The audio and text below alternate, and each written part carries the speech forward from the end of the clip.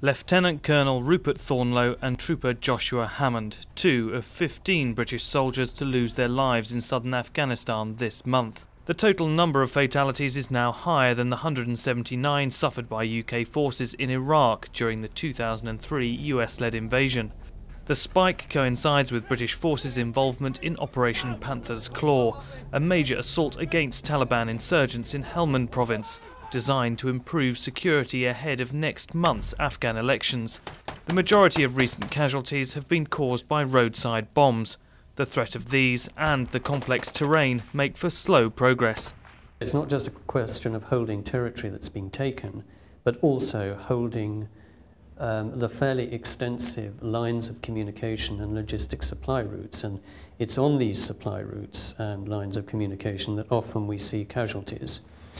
Because of the amount of equipment, men and material that is moved over land, whereas Americans tend to move people much more by helicopter.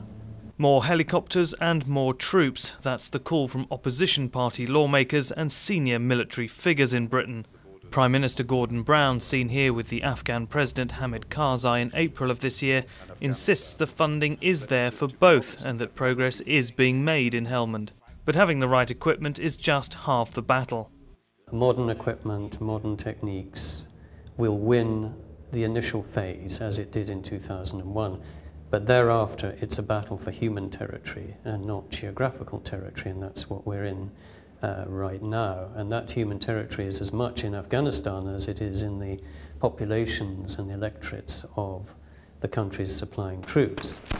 For the moment, public support for British involvement in the Afghan conflict is actually growing, according to one recent survey. But if the number of casualties continues to climb as steeply as it has in recent days, winning the battle over human territory will only become harder.